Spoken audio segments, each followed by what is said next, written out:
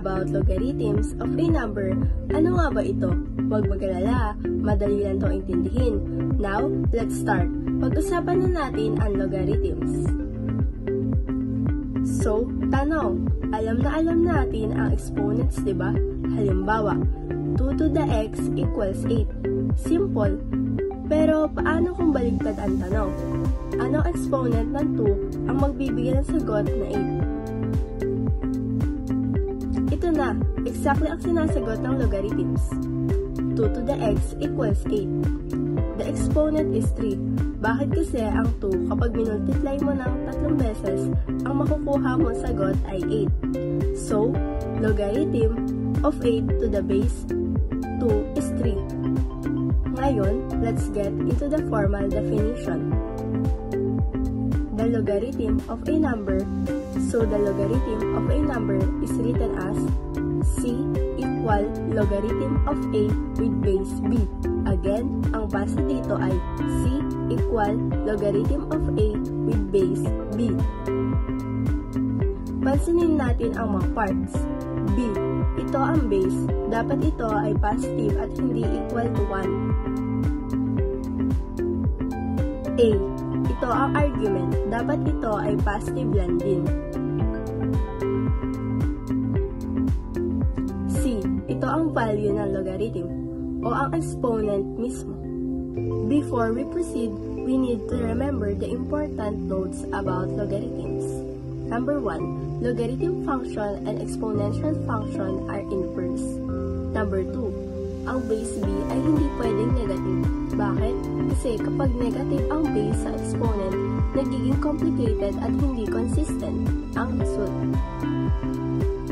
And last, number 3, ang value ng logarithm, which is c, ay pwedeng negative.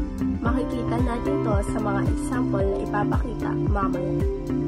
A, exponential equation in logarithm form. b to the power of c equals a.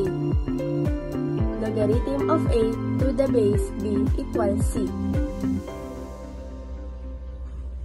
B, logarithm form in exponential equation. Logarithm of a to the base b equals c.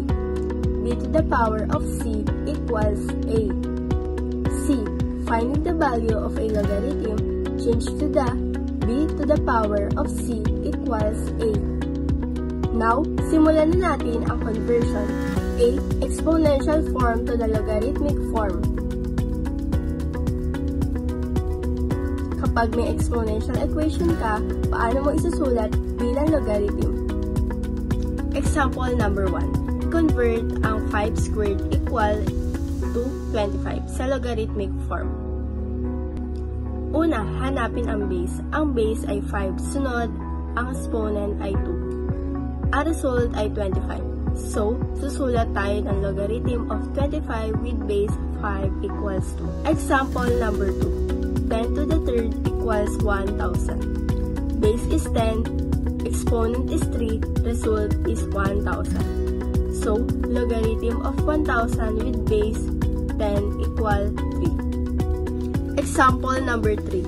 2 to the power of negative 1 equals 1/2. Ito negative exponent, base is 2, exponent is negative 1, result is 1/2. So, logarithm of 1/2 with base 2 equals negative 1. See, pwedeng negative ang value ng logarithm. Ngayon, paano naman kung baligtad? B, logarithmic form to exponential form. Kapag may logarithm, i-convert mo lang siya pabalik sa exponential equation para mas malaling ma-visualize. Example number 4.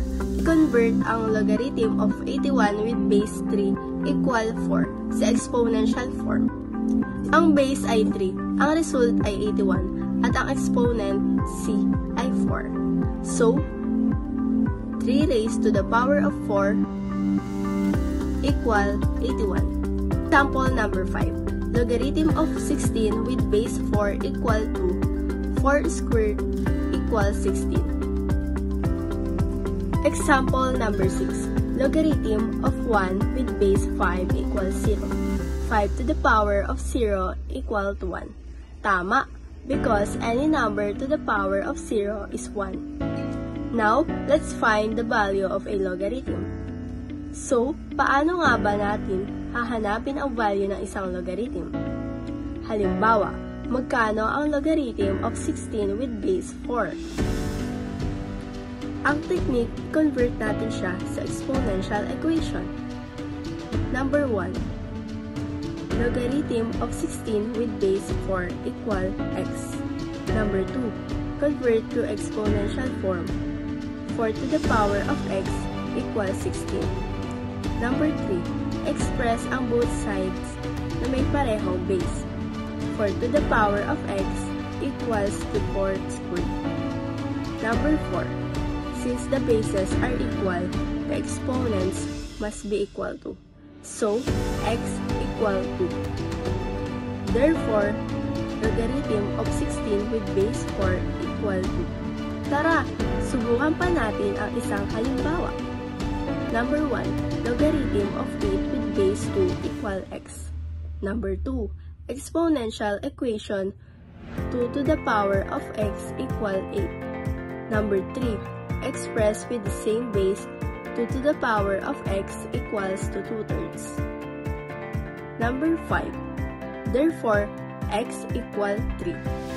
So, logarithm of 8 with base 2 equal 3. Ganun lang kasimple. Let's practice. Ngayon, subukan natin ang iyong natutunan. Ito ang inyong exercises. Post the video and give it a try. A. Convert to logarithmic form.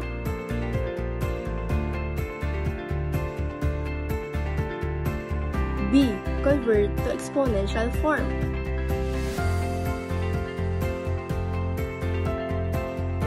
C. Find the value.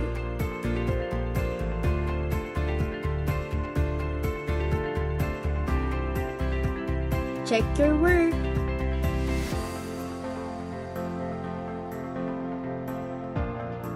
There you go! I hope na nagets nyo kung ano ang logarithms and paano ito gamitin. Practice lang with different bases and numbers para maging confident. If you like this video, don't forget to like and subscribe. Salamat sa panonood and see you next time. Bye!